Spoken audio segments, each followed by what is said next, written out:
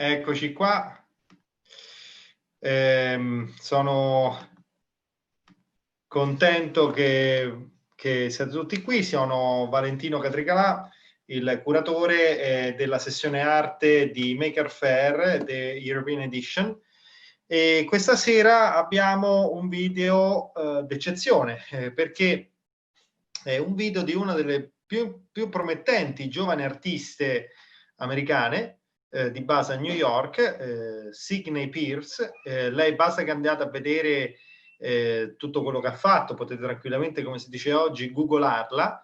Vedete anche il suo lavoro che fa Instagram. Lei è seguitissima su Instagram, ha quasi 100.000 follower, ma i suoi follower, l'idea non è solo il fatto che siano dei follower, ma per lei Instagram è quasi una sorta di galleria, di luogo per creare delle opere d'arte. E ha realizzato per Maker Faire, ad hoc per Maker Faire, tra l'altro l'ha finita di fare adesso, una performance. Questa performance è stata da lei preregistrata, ce l'ha fatta ad hoc perché la voleva fare in tempo reale ma non se la sentiva, ed è una performance molto particolare sul nuovo umanesimo e su una nuova idea. Noi stiamo vivendo dei tempi molto particolari, come tutti noi sappiamo, motivo anche per cui questa fiera si è fatta in modo digitale, e quindi lei pensa di partire dall'Italia per creare un nuovo rinascimento per il futuro. Vedrete la sua tecnica, la tecnica che ha utilizzato è assolutamente unica, perché questo che noi andiamo a vedere non è un talk, ma è un techno talk, cioè una performance che utilizza la musica techno per poter ispirare e proporre le proprie idee. E quindi è un qualcosa di unico che vediamo, creato ad hoc per la fiera e creato ad hoc per noi. A questo punto io manderei la performance, vedrete anche, riconoscerete anche i colori che caratterizzano la sua opera una volta che voi approfondite il lavoro, se avete interesse, che potete approfondirlo sui social e insomma anche su internet.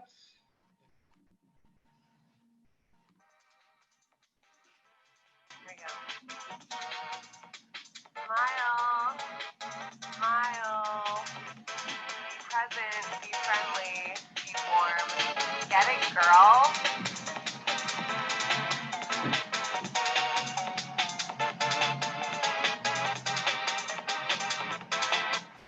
Hi, my name is Sydney Pierce, and I am a multimedia artist based in New York, and I'm so honored and thankful to be participating in the Maker Faire this weekend.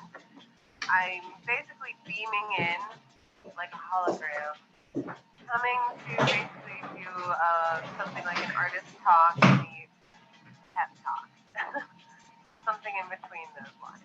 It's kind of going to be a little bit of a metamedia talk in the sense that I'm going to deliver some ideas about neon renaissance, but I'm also going to be weaving in some anecdotes about the artistic experience in general, as well as some thoughts on the contemporary era that we're currently living through, this historic moment and deeply tragic time in human history of COVID-19. I also wanted to kind of just have some real talk. That's what I do after all. I call myself a reality artist because my practice is very much interested in what it even means to be real in an increasingly virtual era. So let's get real. Let's just talk.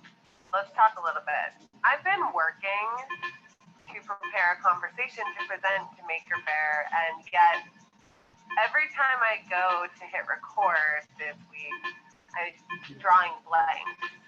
I've done maybe 3 or 4 different shoots in the past couple days wherein I try to do my piece, and for whatever reason, each time I've fallen short of how I want it to be and what I want it to be, and I have various reasons why it hasn't worked out. There was night 1 where I was working out of my artist residency in World Trade Center, and there was some technical difficulties. I didn't have the right microphone. I didn't have, my computer was giving me problems.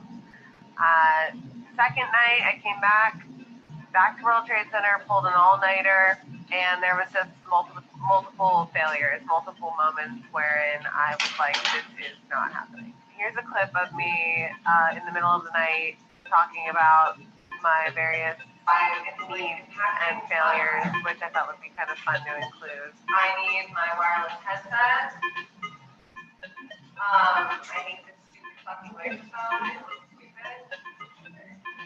But for tonight, I have no choice but to just own it and like be a stand-up comedian with it, which is great.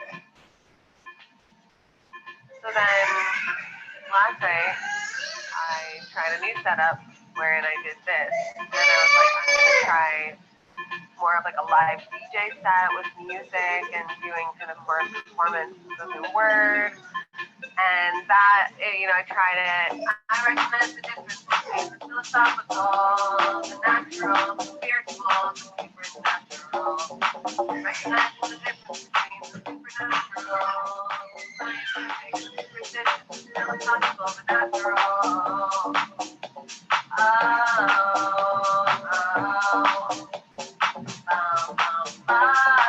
When the ego divorces itself from the spirit, it is capable of practicing true harmonic balance.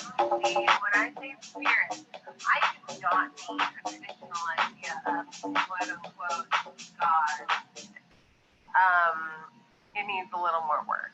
So tonight what I've decided, I've taken my notes, I've taken all of my experiences from the past couple days, and I've like calibrated my energy to be as authentic as I possibly can in my delivery and my message.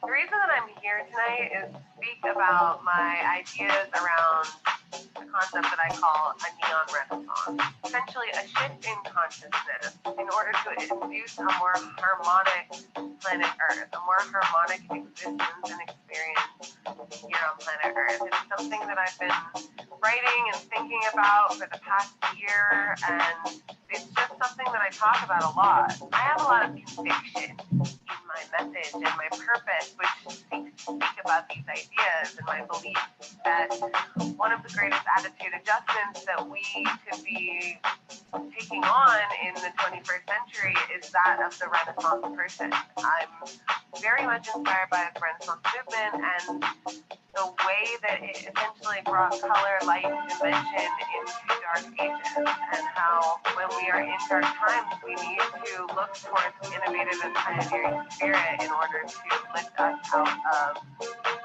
essentially two-dimensional or one-dimensional ways. Shifting consciousness is a way of approaching modernity and reality. That's the general message and my general mindset.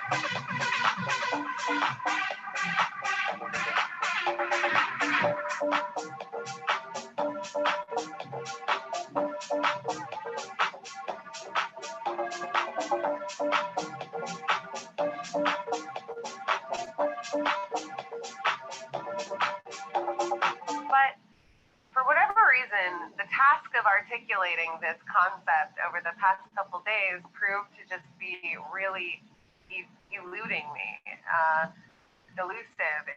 It was just not coming out. No matter what I did, no matter where I went, every night that I tried to do this talk, there was either technical difficulties or I was just kind of having like performance anxiety meets creative constipation. I don't know what you want to call it, but it's just undeniably been kind of challenging for me, and I wanted to be honest about that fact, because I think that when talking to a room full of creators and a room full of makers, or well, actually not a room, it's a lot of individual rooms since we're all like beaming in from cyberspace.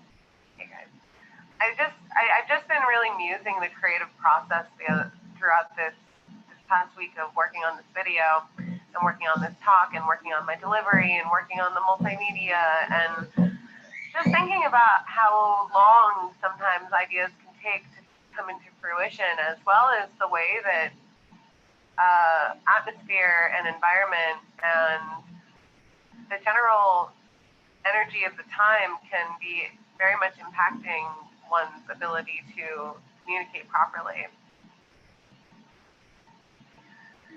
It's December 2020, and I predict that there are about to be 1 million year-end think pieces and articles written up which are seeking to calibrate and reflect on the myriad catalysts that this year has brought, which has created a chemical explosion of emotional reactivity.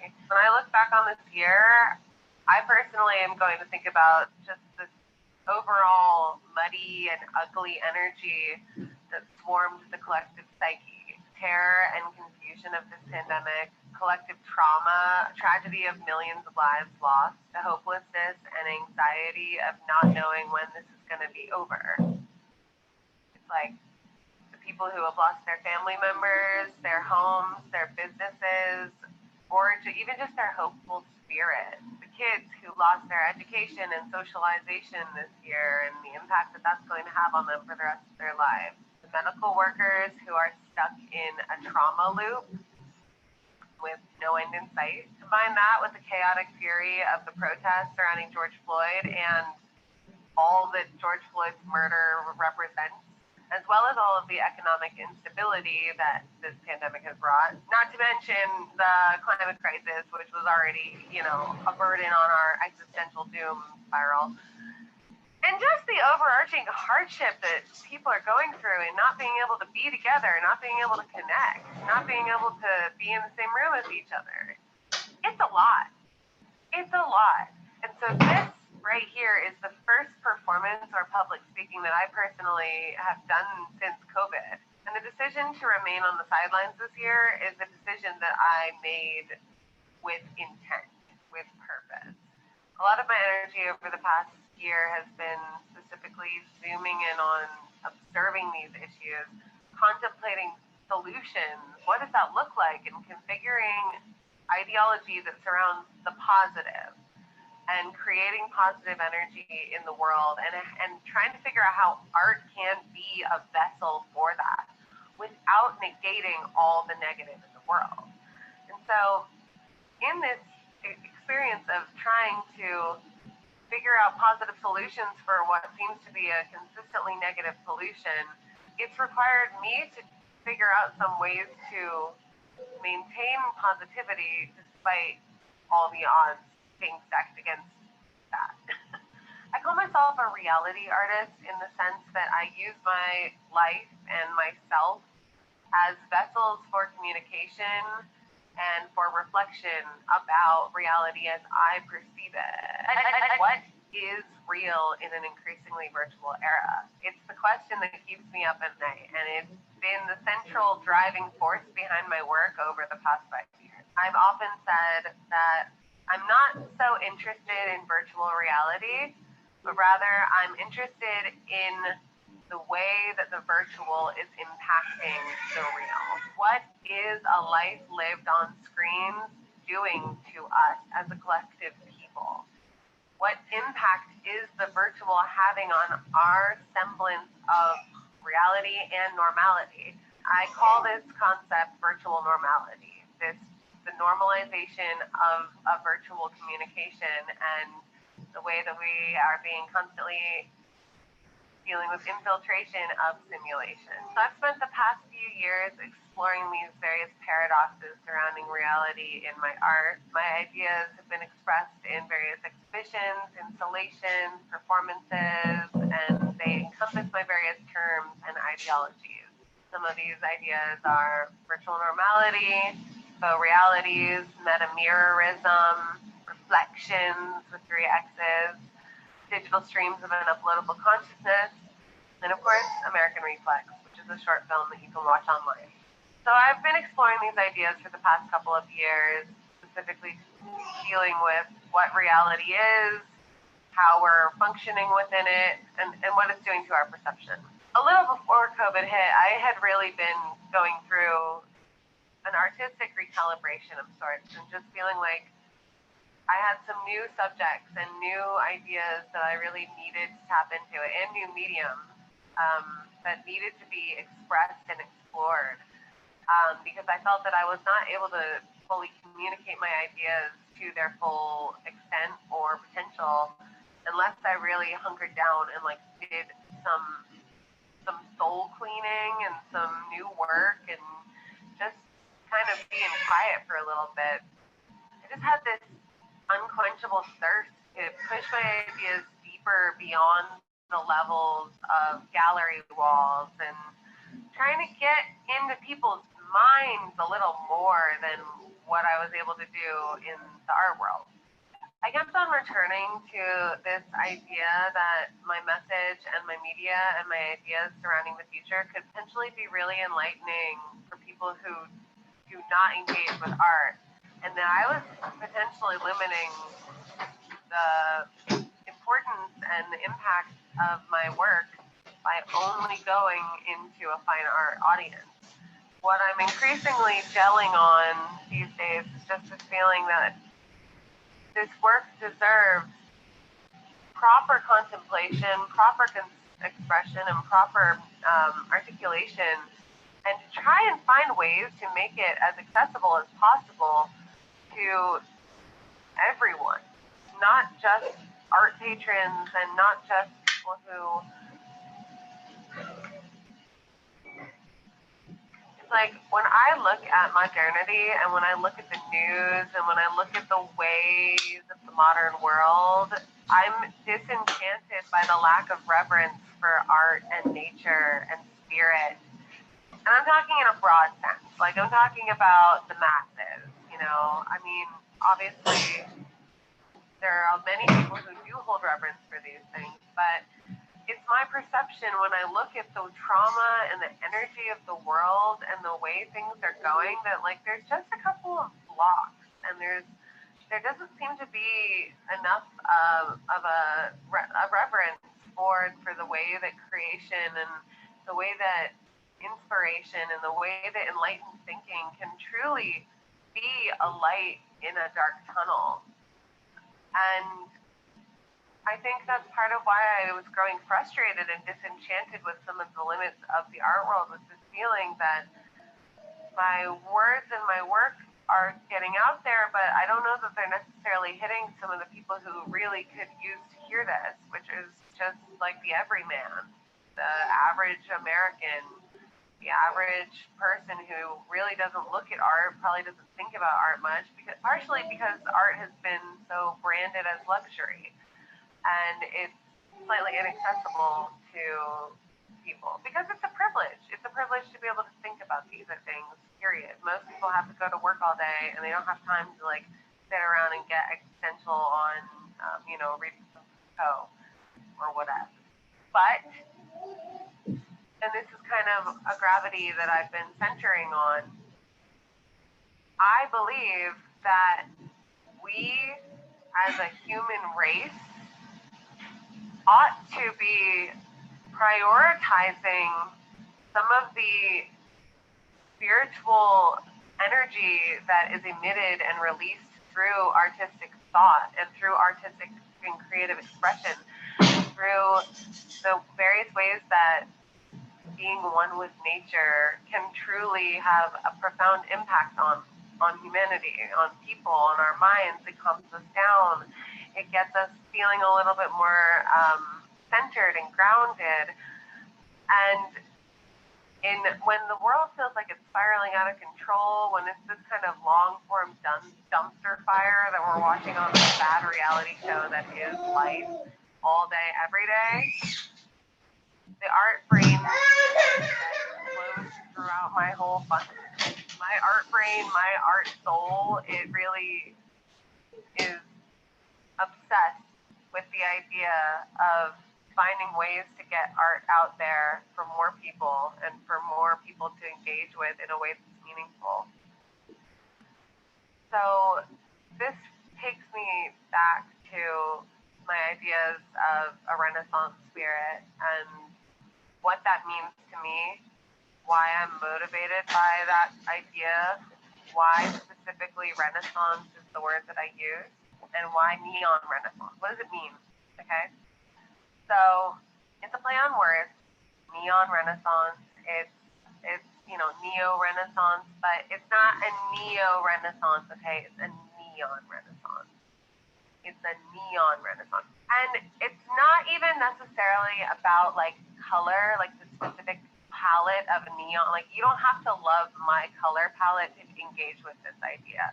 It's rather, like I said, a play on words and an expression of the idea of like neon. It's this electro-gaseous substance, vibrational entity, which creates light and color and dimension and electricity and, dare I say, beauty. I mean, I'm biased because, like, yeah, this is my aesthetic for sure. But it's this neon possession, the feeling of the electric energy. Fuse that with a Renaissance, the spirit of a Renaissance, the spirit of the Renaissance movement. And I find that this fusion, it represents to me what I want to see in the world. It represents what I genuinely, deeply believe could light up the collective consciousness a little bit. Avete sentito una sorta di manifesto del futuro di un artista, un neon renaissance, no? Ed è un manifesto che, come avete visto, molto particolare da parte di un artista. D'altronde la Maker Faire è questa, la Maker Faire è anche una proiezione, no? Verso il futuro. Però la cosa interessante secondo me è che l'arte ci porta